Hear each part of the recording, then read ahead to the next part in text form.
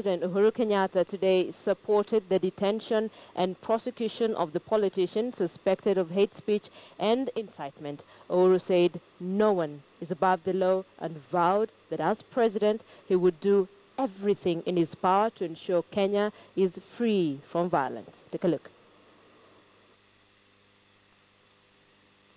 That hate speech and insightful statements cannot and will not be allowed.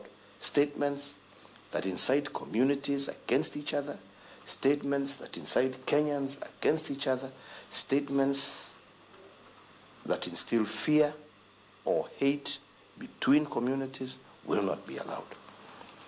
And my position is that those statements, be they coming from CORD, be they be coming from Jubilee, be they be coming from whoever, will not and shall not be entertained, and those who choose to walk that path will face the full force of the law.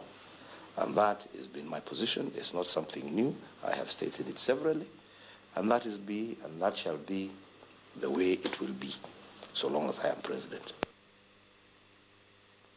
President Uhuru Kenyatta there on hate speech, saying his government will not tolerate hate speech, and of course those who condone that will meet the full force of the law. While the president was giving his sentiments on hate speech, CORD leader Raila Odinga made his way to Pangani police station in an attempt to visit some of the suspects, and he called for their immediate release. Let's take a look at that as well.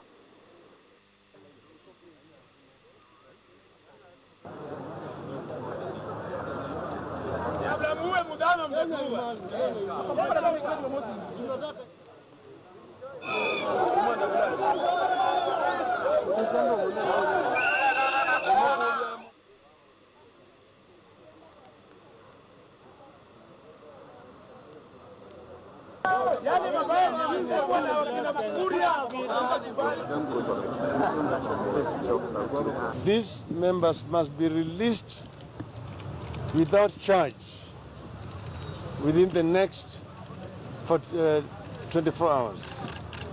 And if that does not happen, there will be consequences. And we are going to announce the next course of action within the next 1 hour. It's illegal, it's unconstitutional to hold any Kenyan incommunicado. Once they do what you have asked them to do, they can follow up thereafter. After all, they seem to be saying they're still investigating. We would want, as officers of the High Court, to find out whether there's complicity and miscarriage of justice, because these people should have taken a plea. But instead of taking a plea, the police come up and say, we're investigating, allow us to hold them for 4 days. That's all they needed to be able to cause this very unfortunate turn of events. And therefore we want to know, we want to insist that the judiciary must remain independent and credible.